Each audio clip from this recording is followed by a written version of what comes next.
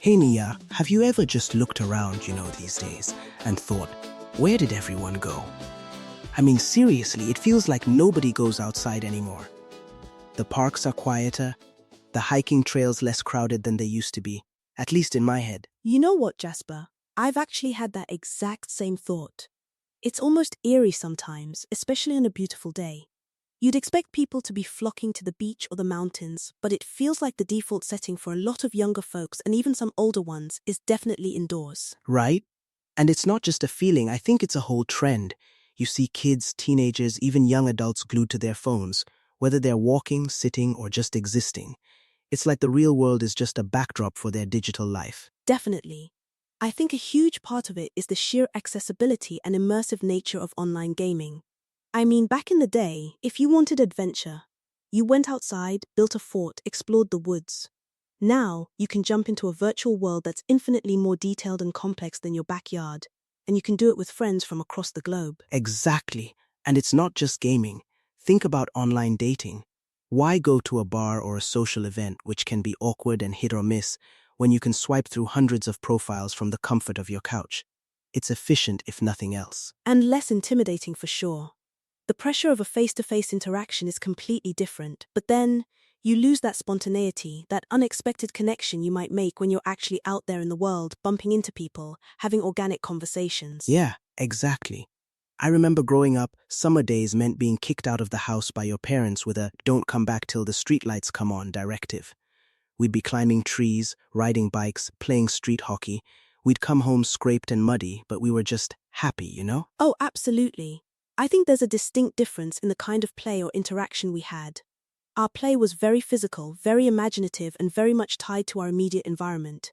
The sensory experience of fresh air, the smell of cut grass, the feeling of dirt under your nails, that was all part of it. And now, it's all digital. It's all on a screen.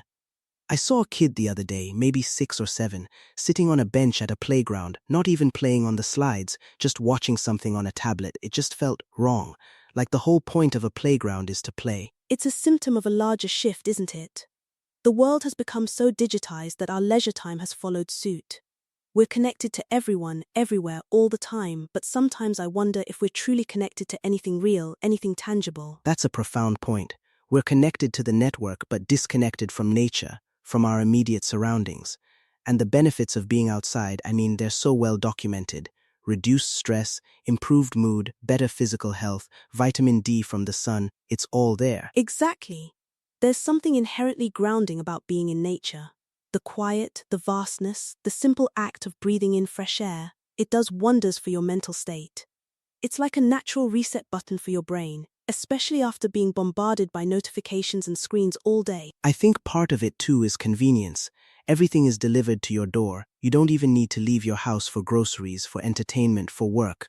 The incentive to step outside, beyond commuting maybe, has significantly decreased. And let's be honest, there are also perceived safety concerns, especially in urban environments. Parents might feel it's safer for their kids to be inside, supervised rather than out roaming. That wasn't as big a concern for our parents, perhaps, or at least it was managed differently. That's a fair point. The world feels a bit more complex now, doesn't it? But still, even in safe, beautiful areas, you see the same pattern. People are just choosing the digital over the natural, almost instinctively. It's a habit, a cultural norm that's really taken root. Imagine how many steps you could get in just by taking a short walk around the block, instead of scrolling through Instagram for 20 minutes. Or how much clearer your head might be if you spent that time listening to birds instead of a podcast. No offense to podcasts, of course, but you're right. It's about intentionality, I think. We have to actively choose to disconnect, to reconnect with the real world. It's not the default anymore. Exactly. And it doesn't have to be some grand adventure. It could be as simple as having your morning coffee on your patio or balcony, really noticing the sky, feeling the breeze, or taking a walking lunch break instead of eating at your desk. That's a great idea. Small changes can add up. I mean, our bodies and minds are fundamentally designed to interact with the natural world. We evolved in it. To completely cut ourselves off from it, I think, comes at a cost, both individually and for society. I couldn't agree more. And I think it also impacts our creativity and problem-solving skills.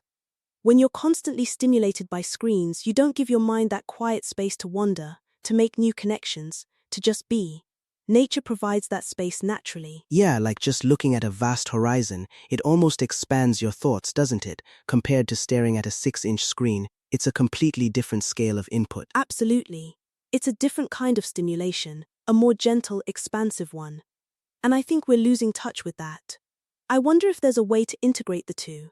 Like, what if online games had more real-world elements that encouraged players to go outside? Oh, like Pokemon Go, but for nature appreciation. Go find a specific type of tree, take a picture, and earn points. I could get behind that. Gamification for good. Exactly. Or imagine virtual reality experiences that blend with your real surroundings, making your local park feel like an enchanted forest.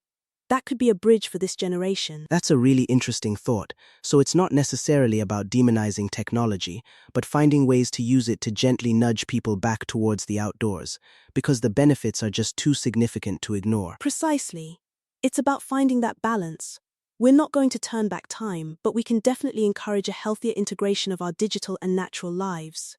It's not an either-or situation. It should be a both-and. So true. I mean, after this conversation, I'm definitely feeling like I need to go take a walk, maybe even hug a tree. Don't tell anyone I said that. Duly noted, Jasper. But I totally get it. I think that's the takeaway for all of us, really. Just step outside, even for 5 minutes. Breathe that fresh air, look at the sky. It's still there, waiting for us. And it doesn't charge for admission. What a concept. All right, Nia, this was a great chat, really got me thinking. Thanks for joining me. Thanks, Jasper, you too. And to all our listeners, seriously, go on, get out there. Your screens will still be waiting for you when you get back.